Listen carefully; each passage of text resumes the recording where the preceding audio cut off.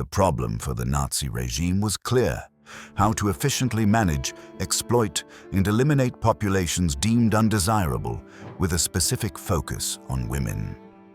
The solution was Ravensbrück. This camp was the bureaucratic answer, a centralized facility for processing female prisoners through labor, punishment, and murder. Over 6 years, approximately 130,000 women and children were imprisoned there. Its creation and expansion followed orders from the top and a precise timetable. Construction began in late 1938, and it opened in May 1939, revealing a system governed by planning, budgets, and clear hierarchies. The horrors were the direct product of bureaucratic design. By late 1938, the Nazi regime's expanding persecution policies created a logistical bottleneck. The arrests of political opponents, so-called asocials, Jehovah's Witnesses, and other targeted groups included thousands of women. Existing concentration camps like Dachau and Sachsenhausen were not equipped to manage this specific influx. Their infrastructure and protocols were designed for male prisoners. The SS required a dedicated facility to process women according to a new set of bureaucratic and security guidelines. The decision to build Ravensbrück was therefore strategic, not reactive. Its location, 50 miles north of Berlin, placed it close to the nerve centers of SS power in the capital. Yet the surrounding Mecklenburg lakes and forests provided a degree of isolation. This proximity allowed for direct oversight from the SS main economic and administrative offices. The site was chosen for its integration into the system, not its remoteness. Construction began in November 1938. The initial design featured 18 barracks, arranged with logistical efficiency as the primary goal. The layout was geometric and orderly, facilitating surveillance and control. Every element, from the commandant's house and the administration block to the guard towers, was planned to serve the camp's function as a permanent institution.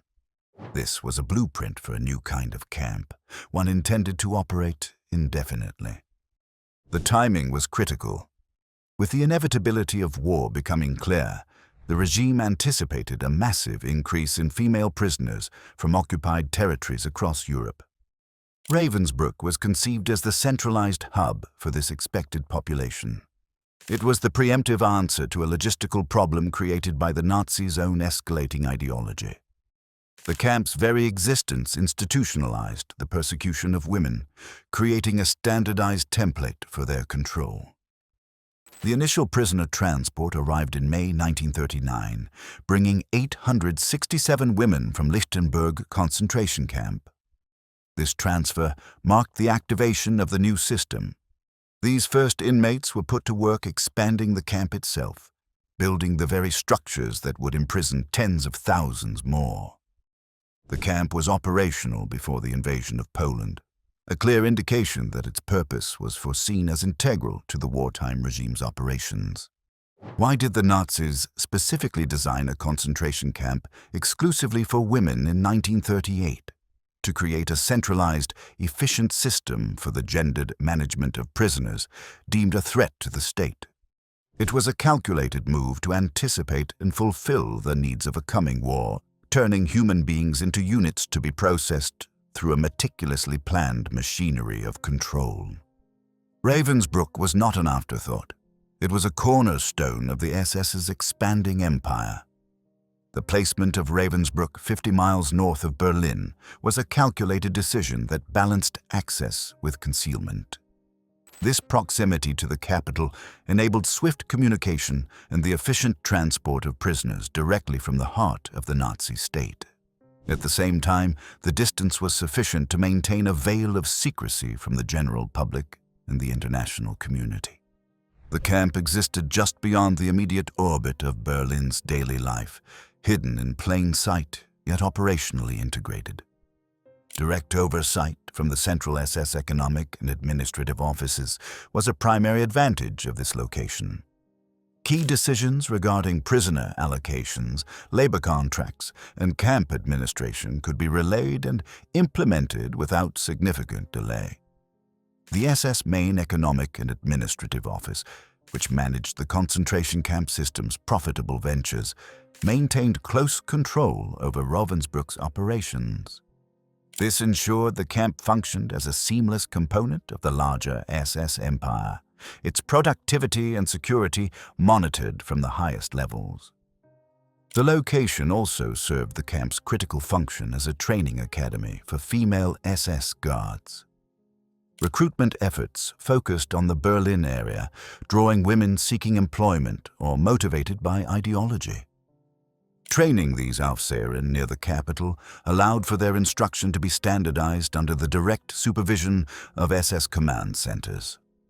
The camp itself became a live training ground where new guards could practice surveillance and control techniques on the prisoner population before being dispatched to other camps. The natural geography of the site offered strategic benefits that reduced initial construction costs. The surrounding lakes and forests of Mecklenburg acted as natural barriers, limiting escape routes and diminishing the immediate need for extensive perimeter fortifications. This allowed resources to be focused on the core infrastructure of the camp: the barracks, administrative buildings, and industrial facilities. The environment itself became an unwitting accomplice to the camp's security. Transportation infrastructure was another decisive factor. Ravensbrück's position leveraged existing road and rail connections to Berlin, making it a logical transit hub for prisoners moving across the Reich. Individuals arrested in Western Europe could be transported eastward through Ravensbrück, while those from occupied territories in the east could be funneled through the camp toward other destinations. This integrated the facility into the Nazi regime's vast logistical network for population transfer and slave labor deployment. This was not a remote outpost operating on the fringes of the system. Ravensbrück was an integral spoke in the wheel of the Nazi terror apparatus. Its location was selected not for isolation, but for strategic integration. The camp's function relied on this connectivity to the centers of power, resources, and transportation. What strategic location near Berlin made Ravensbrück the perfect administrative hub for female persecution? Its proximity allowed for direct control from the SS main office, efficient transport, and seamless integration into the Nazi war machine's logistical network. The site was chosen to make the camp a central, efficient node in the system, a place where bureaucracy and brutality could be administered with chilling effectiveness. A camp of this scale required justification beyond mere punishment. It needed to become an economic asset. By 1942, Ravensbrück transformed into a significant production center for the Nazi war effort. This shift was driven by the insatiable demands of a war economy and the SS's desire to profit directly from the prisoner population. The camp's function evolved from a place of containment to a factory of forced labor. The most notable partnership was with Siemens and Halske, the German electronics and engineering giant.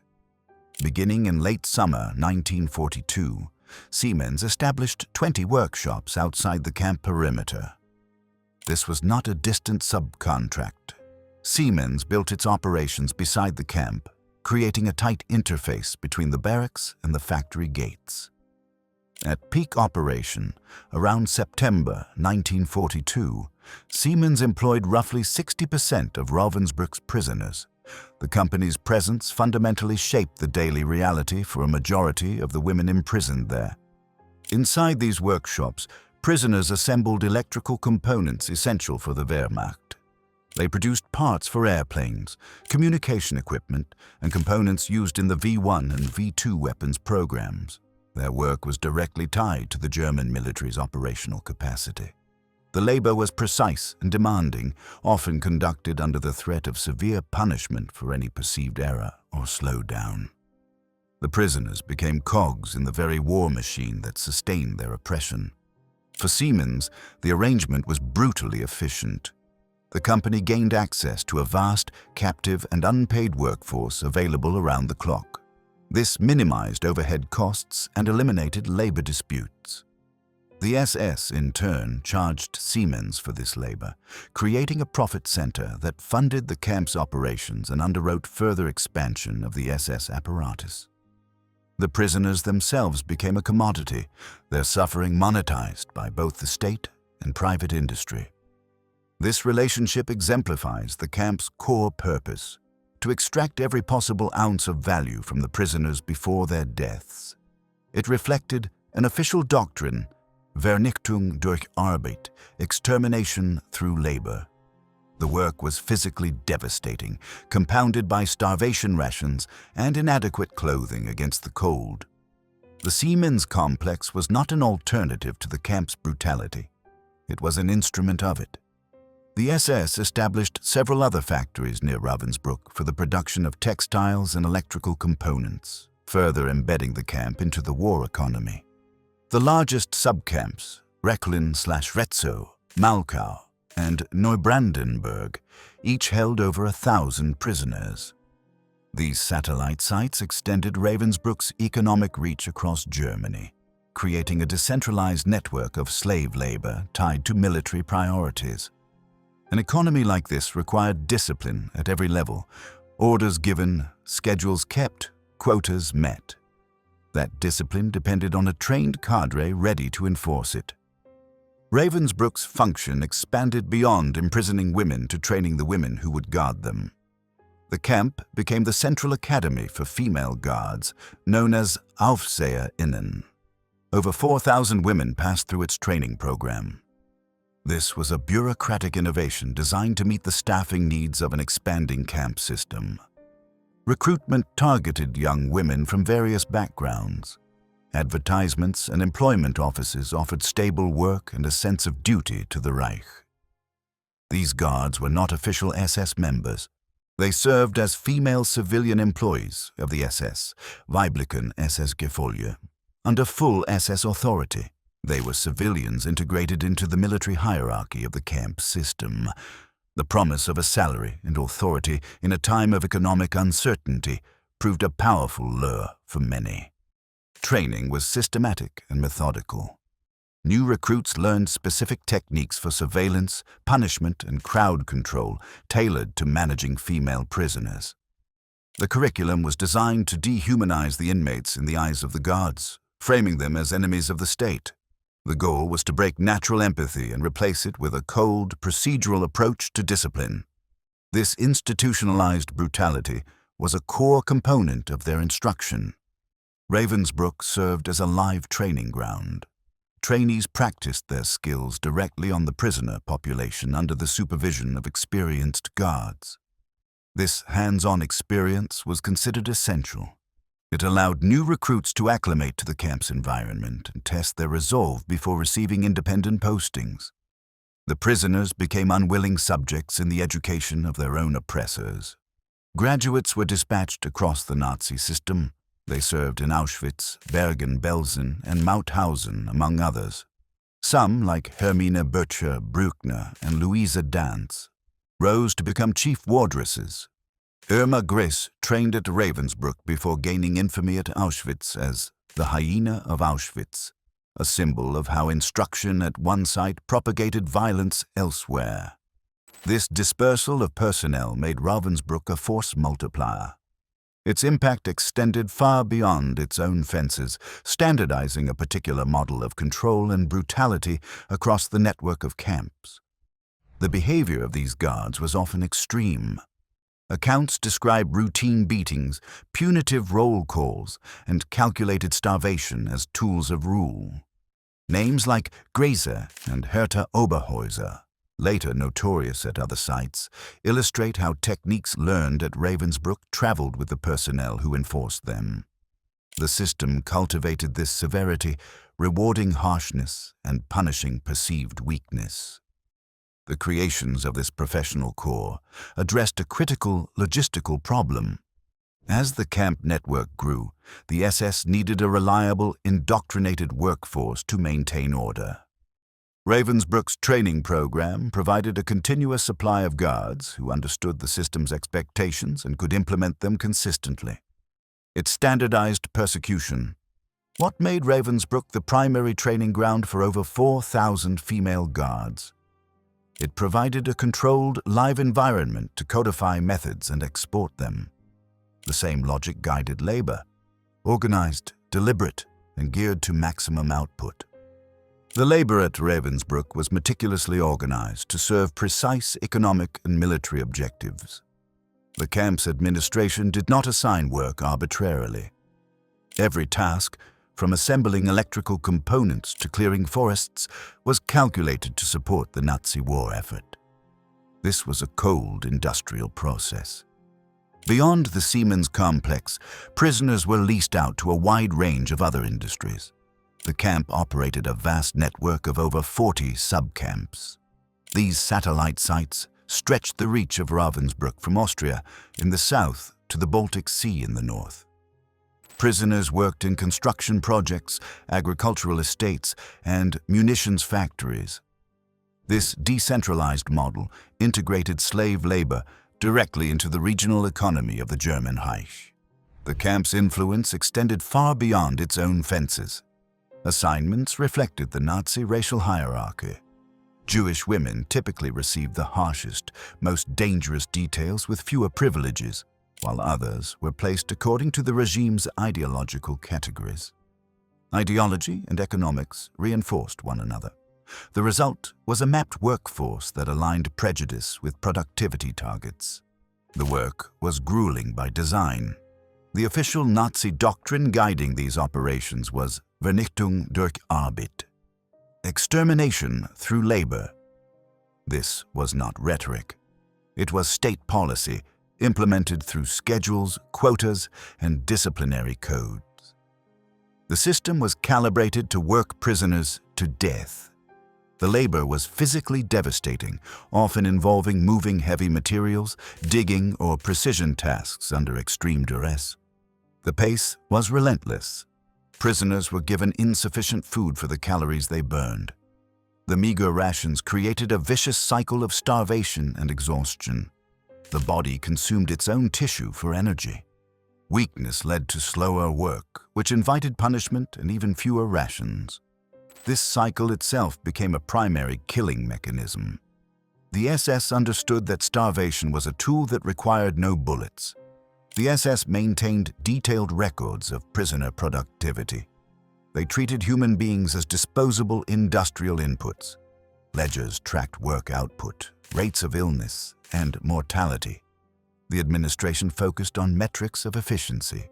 A prisoner who could no longer work was considered a liability. The cold calculus of the camp turned human suffering into a quantifiable commodity. The goal was to extract value until the resource was depleted. The war economy's insatiable demand for goods created a parallel demand for slave labor. Factories needed workers to replace men conscripted into the Wehrmacht. Major construction projects, including underground facilities for armaments production, required massive workforces. Ravensbrück was built to supply this demand. It became a central reservoir of human capital for the state and private industry.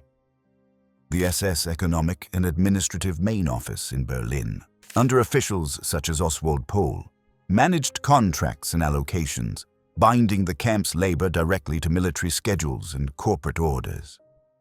This system connected Ravensbrück to the highest levels of the Nazi war machine. The machinery of persecution and the machinery of war were one and the same.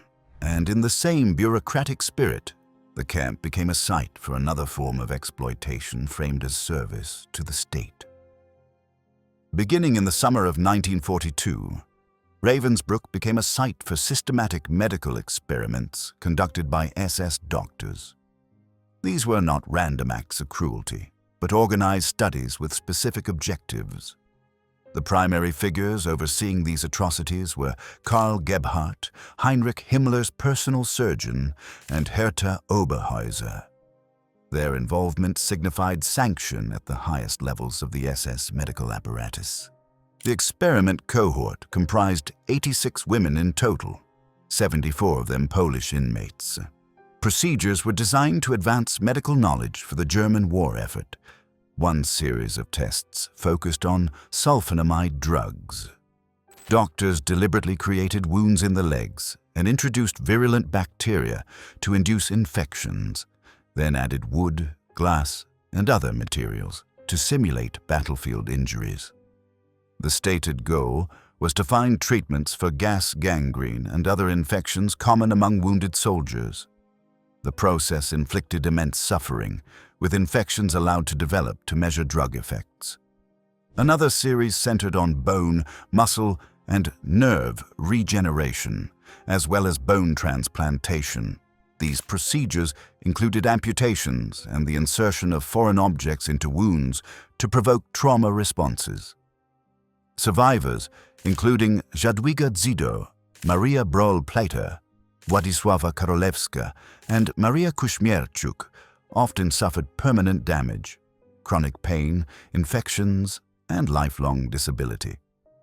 These four later testified at the Nuremberg doctors' trial, providing direct, detailed evidence of the methods and their consequences. The experimenters reduced the women to a category. They called them rabbits, kaninchen, króliki, lapins, a label that captured the systematic dehumanization. Data mattered, their lives did not. Records tracked incisions, dosages, and outcomes as if logging routine clinical trials, while the subjects were denied even basic care. In January 1945, a separate sterilization program targeted 120 to 140 Romani women. They were deceived into signing consent forms under the false promise of release. This was not tied to battlefield medicine. It was eugenics made operational, aligned with the regime's broader policy of eliminating those deemed inferior. Clandestine photographs taken by prisoners, including images later attributed to the efforts of Maria Kuśmierczuk and others, provided crucial evidence. The pictures were processed after the war and served as irrefutable proof. Documenting the crimes was an act of resistance that preserved a record the perpetrators intended to erase. The experiments were framed as serving the state's long-term goals, improving military medicine and refining methods to eliminate unwanted populations. This rationalization helped cloak atrocity in the language of science. The medical profession was bent into an instrument of ideology, its protocols turned into procedures for harm. Ravensbrück functioned as a laboratory in more than one sense. Techniques were tested, documented, and then carried forward. The same impulse to standardize would define how the camp refined its methods of control. Ravensbrück was not static. It became a testing ground for administrative and control techniques that would be exported elsewhere. The camp's administration functioned as a laboratory for the Holocaust itself, perfecting the systems that enabled genocide on an industrial scale. These were not accidental successes, but deliberate improvements to the machinery of persecution. The system of color-coded triangles identifying prisoners by category was refined and implemented with precision. These cloth badges, known as winkle, were sewn onto prisoners' clothing. A red triangle marked a political prisoner. A black triangle signified someone deemed asocial. Jehovah's Witnesses wore lavender, and Jewish women were forced to wear a yellow triangle, often combined with another color, political red, for example, arranged as a Star of David. This visual classification allowed for immediate segregation and management of different groups, streamlining control and reinforcing a hierarchy of dehumanization. The system created a bureaucratic shorthand that reduced individual identity to a simple, colored shape. The camp developed sophisticated methods for tracking prisoner numbers, work assignments, and mortality rates. This built a meticulous bureaucracy of death. The SS maintained detailed files on performance, punishments, and causes of death. Prisoners became entries in ledgers, their value measured only by their labor output. and their demise recorded with clinical detachment. This record-keeping was essential for justifying the camp's operations to higher authorities and for managing the allocation of human resources. The pace of killing depended on the thoroughness of the office work that enabled it. The training model for female guards proved so effective, it became the standard across the camp system. Ravensbrück served as the central academy for over 4,000 AufseherInnen. The training was methodical, teaching surveillance, punishment, and crowd control specific to managing female prisoners. The camp itself was a live training ground where new recruits practiced on the prisoner population. Graduates were dispatched to major sites including Auschwitz, Bergen-Belsen, and Mauthausen, ensuring a consistent level of brutality and standardizing the Ravensbrück model across the network. This made the camp a force multiplier, extending its impact far beyond its own fences. The organization of the subcamp network was a significant logistical innovation. The main camp at Ravensbrück served as the administrative center for a system that grew from over 40 to more than 70 satellite camps. These were spread across a wide area, from Austria in the south to the Baltic Sea in the north. By 1944, over 70,000 predominantly female prisoners were held across this network. The largest subcamps, like Rechlin/Retzau and Malchow, each held over 1,000 prisoners. This decentralized approach allowed the SS to deliver slave labor directly to armaments factories and construction sites without building new main camps. It maximized the economic utility of the prisoners and embedded their exploitation in the regional war economy.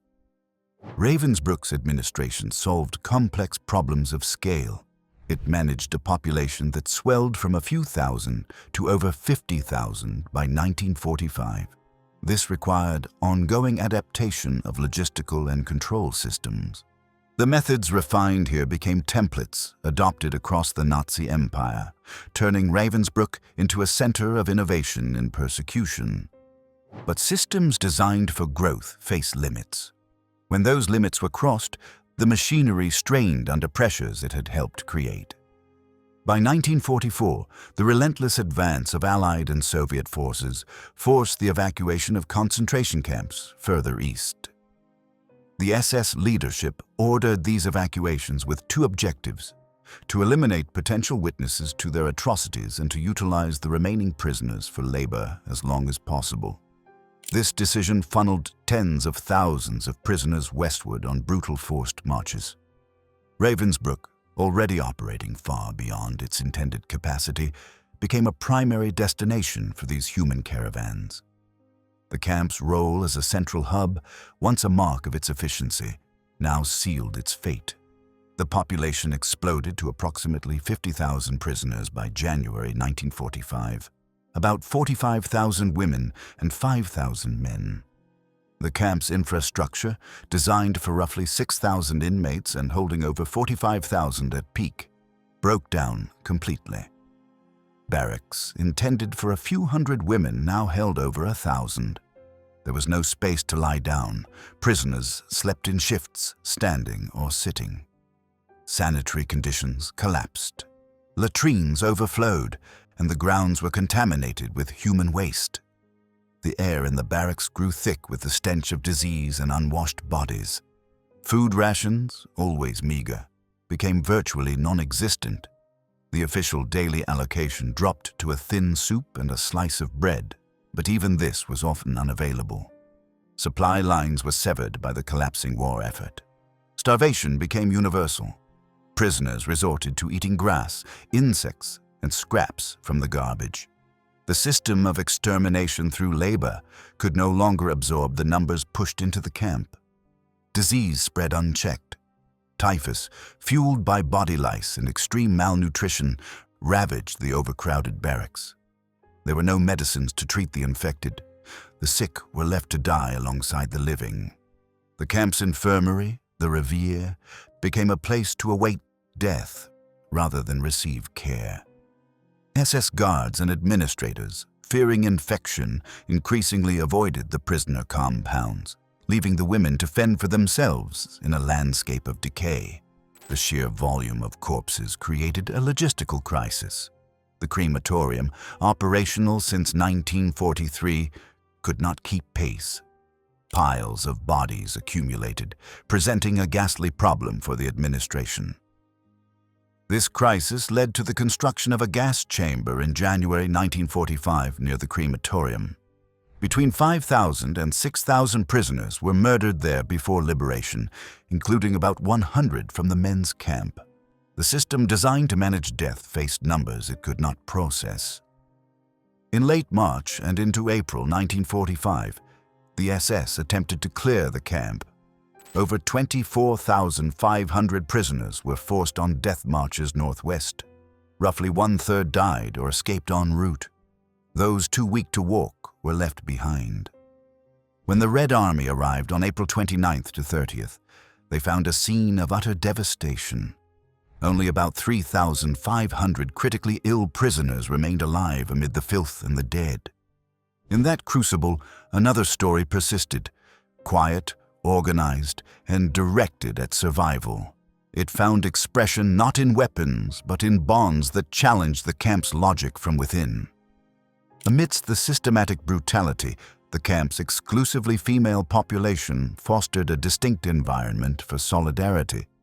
The very nature of Ravensbrück, designed to isolate and break women, inadvertently created conditions for unique forms of resistance.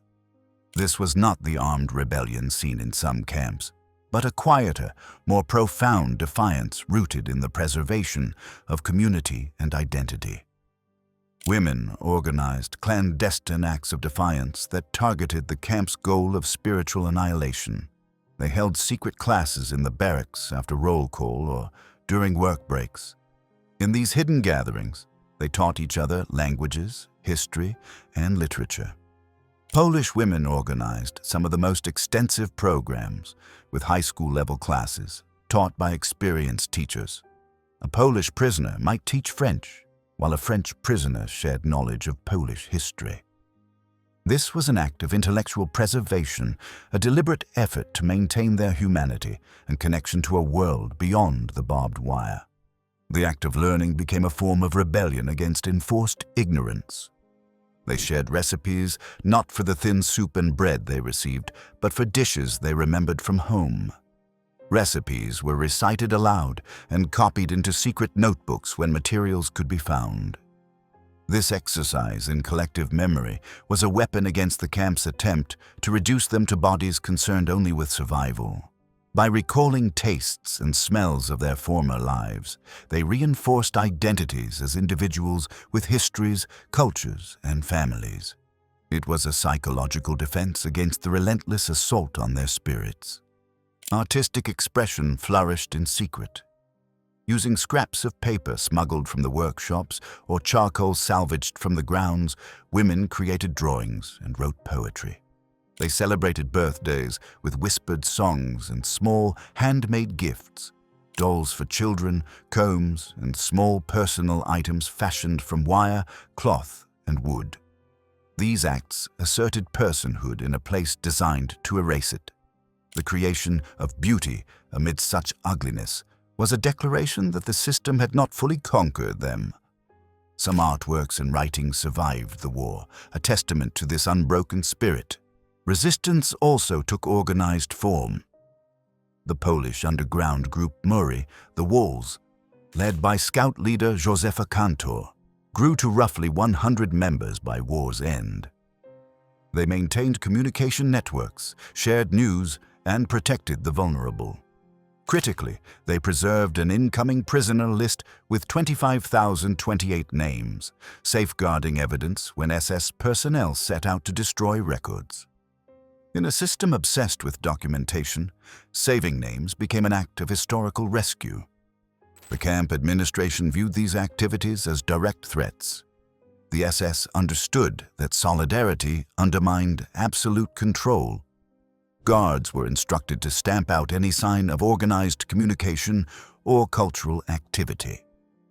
That the SS devoted resources to surveillance and punishment for these acts shows their perceived power.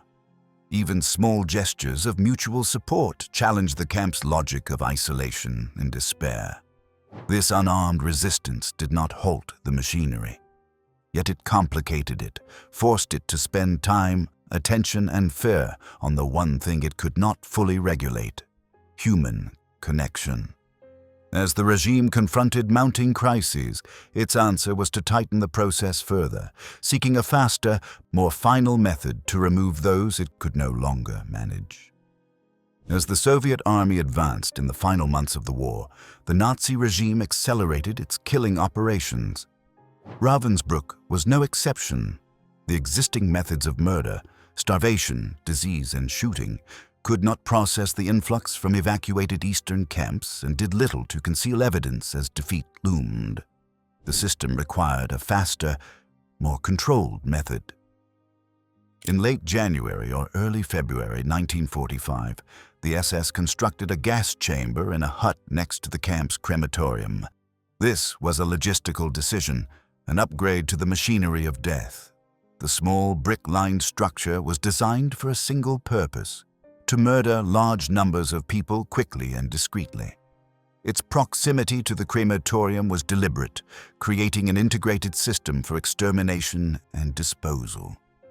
The chamber provided an assembly line method of murder that required less manpower and created less disruption than mass shootings. The chamber used Zyklon B, the cyanide-based agent already employed at the death camps. Groups of prisoners were led into the building under the pretense of medical treatment or showers. Doors were sealed. The process was timed and repeatable. Bodies moved directly to the crematorium.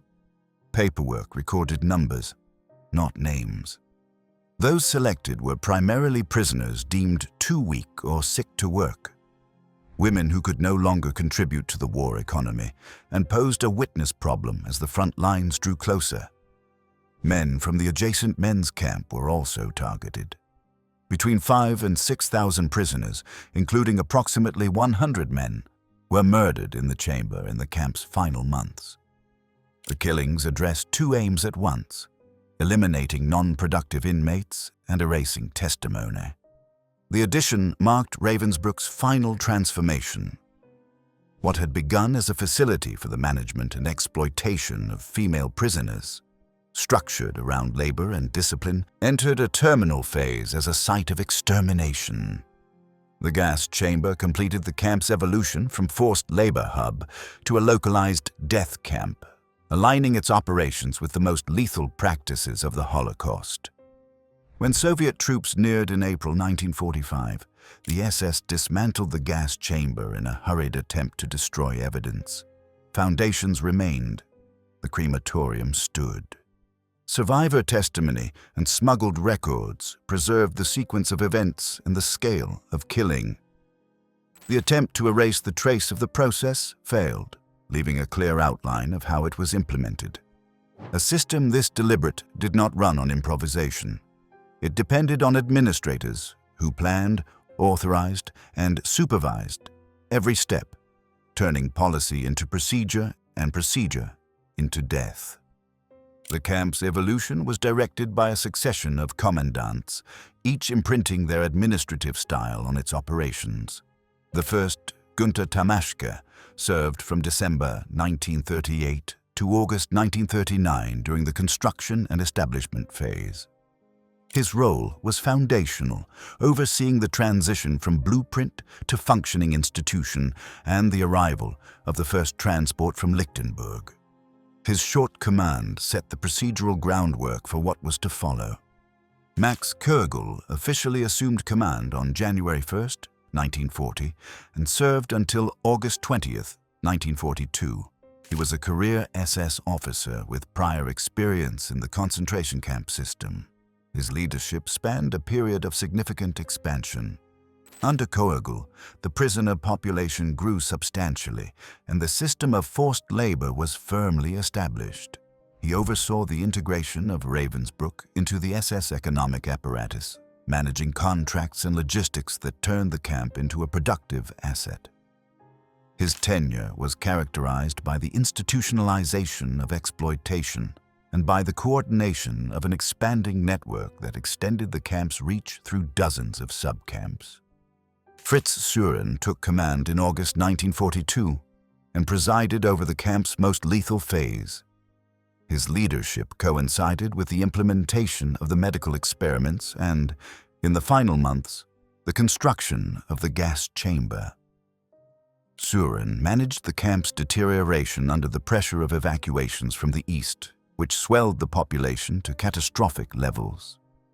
After the war, he was captured by American troops, tried by a French military court in 1949 to 1950, and executed by firing squad on June 12, 1950. These men were not the insane monsters of popular imagination. They were bureaucrats in uniform. Their correspondence reveals a chilling normalcy in discussing mass death.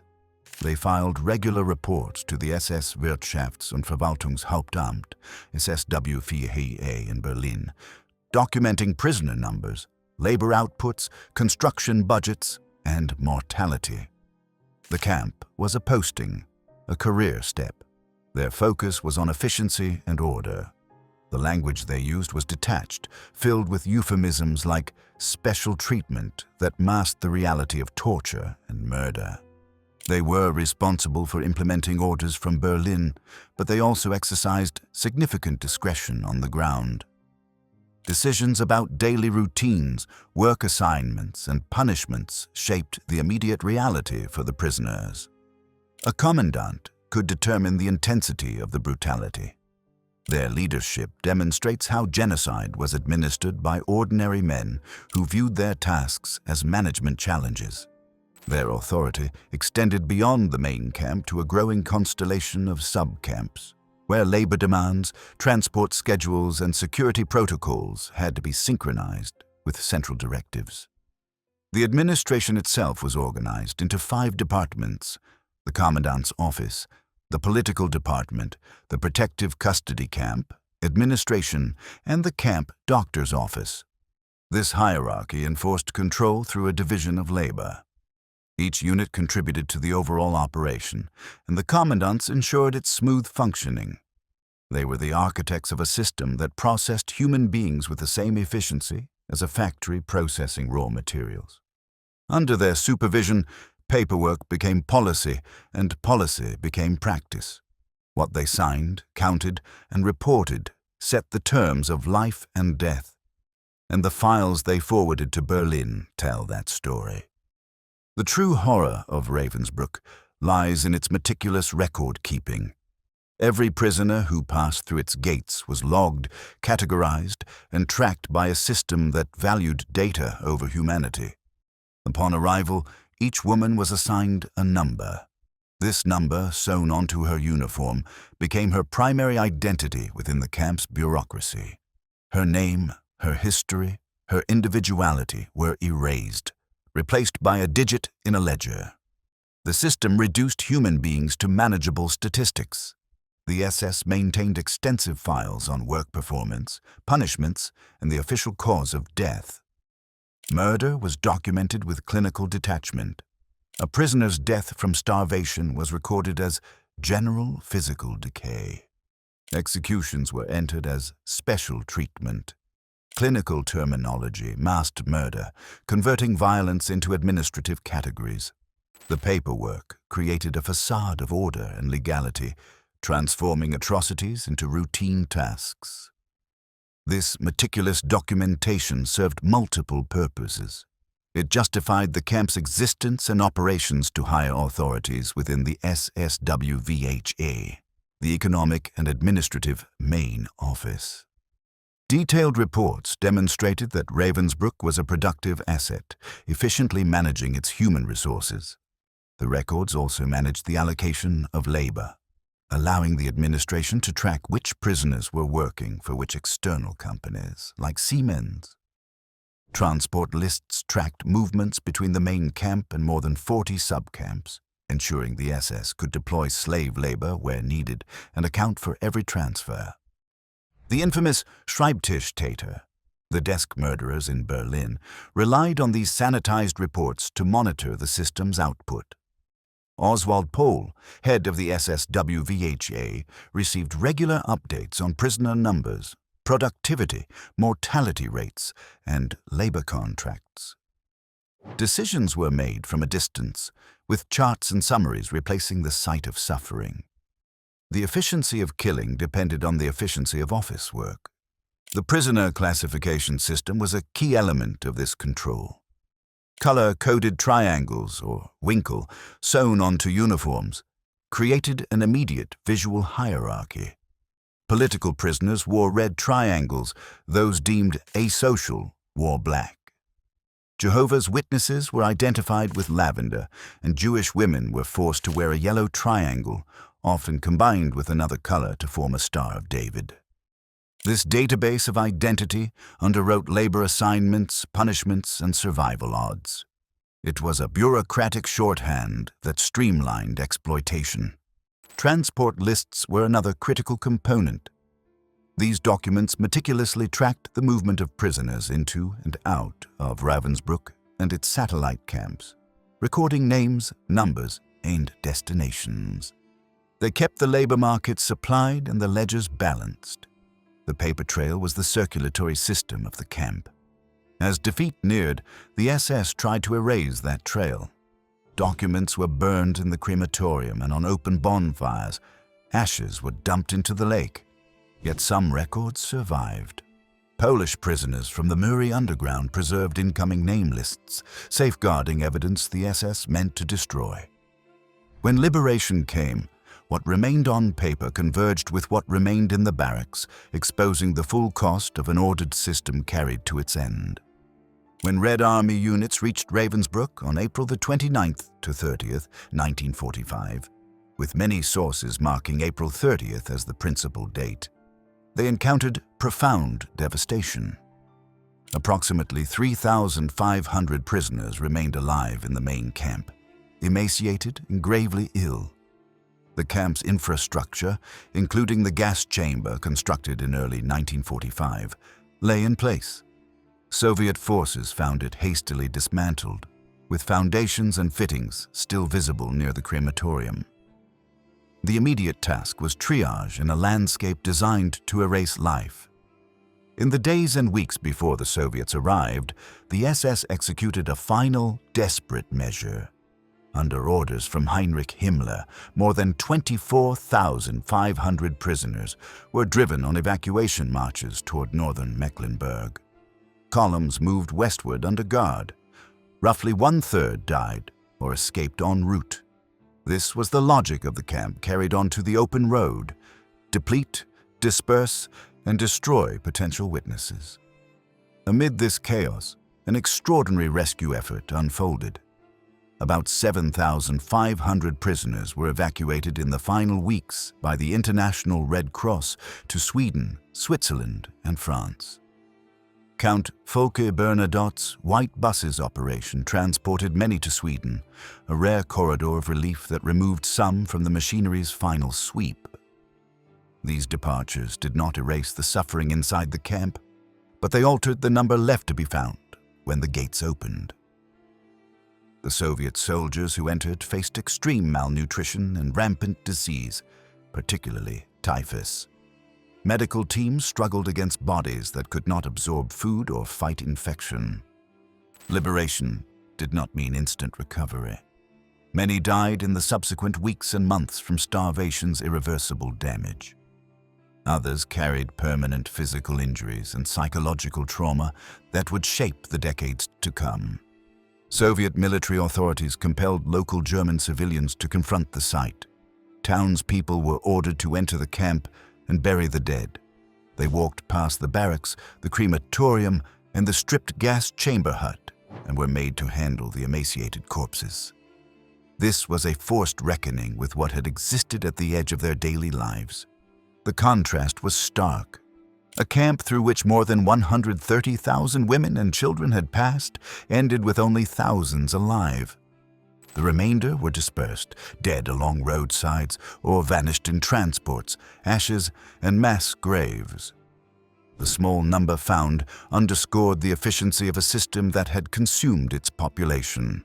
Liberation halted the process, but it left questions about responsibility, judgment, and memory.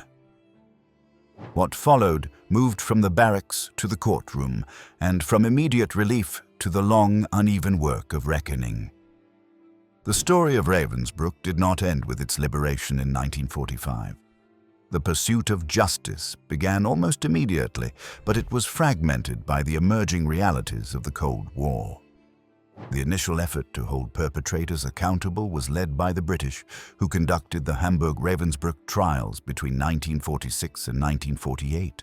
These military tribunals found 16 personnel guilty and sentenced them to death. 15 were executed by hanging at Hamelin prison, 7 women and 8 men. An additional 2 were executed by a French firing squad in 1950. These trials represented a crucial, if incomplete, first step in acknowledging the camp's specific atrocities. Subsequent legal proceedings unfolded across a divided Europe. Trials were held in both East and West Germany, as well as in France. The outcomes were inconsistent. Many perpetrators received light sentences or evaded justice, disappearing into post-war civilian life. The political division of Germany profoundly influenced these efforts. East and West pursued justice through different ideological lenses, often prioritizing cases that served their narratives. A comprehensive legal reckoning for the crimes committed at Ravensbrück was never fully achieved during the Cold War. The camp itself fell behind the Iron Curtain. Western access to the site and archives was limited for decades, delaying research and recognition. Memory was similarly politicized. In East Germany, the official memorial emphasized Ravensbrück as a place of communist resistance. Narratives focused on political prisoners, especially those with socialist or communist affiliations, often overshadowing Jews, Roma and Sinti, Jehovah's Witnesses, and those labeled asocial. In Western Europe and the United States, public memory more often centered on larger extermination sites like Auschwitz, and Ravensbrück's role as the central women's camp faded into the background. It took decades to push past these frames. After German reunification, access to archives expanded and scholarship accelerated. Historians and survivors worked to reconstruct the camp's history beyond Cold War filters. This research clarified Ravensbrück's function as the primary hub for the Nazi persecution of women. The camp was not a smaller echo of Auschwitz. It was an institution with a distinct bureaucratic purpose for managing a female prisoner population. The memorial site at Ravensbrück today grapples with this legacy. It strives to honor all victim groups: Jews, Roma, Sinti, political prisoners, Jehovah's Witnesses, and those deemed asocial, while documenting the particular nature of crimes committed against women. Exhibitions and research programs confront the medical experiments, forced labor, and systematic brutality that defined the camp's operations. The long delay in recognition is itself part of the history. The reckoning remains active. Archaeological and archival work continues to uncover new details, refine numbers, and connect individual fates to the broader system. Each finding challenges assumptions and deepens understanding. The politics that once obscured Ravensbrück's story have receded, but the responsibility to read the record clearly has only grown. What emerges from this century of reckoning is a sharper view of how systems produce atrocity, and why clear analysis matters for what comes next. Ravensbrück was not an anomaly. It was the logical endpoint of a system built on hatred and bureaucratic efficiency. Between 1939 and 1945, approximately 130,000 to 132,000 women and children, and about 20,000 men, passed through this central hub, processed through forced labor and murder. Estimates of the dead range from 30,000 to 90,000. Most scholars place the toll in the middle, a range shaped by records the SS destroyed. Its legacy is one of immense suffering and systematic violence, but also of resilience and solidarity. The greatest horrors emerged from systematic planning, not chaos. If this story moved you, challenged you, or helped you see the Second World War differently, it would be an honor to have you join our growing community.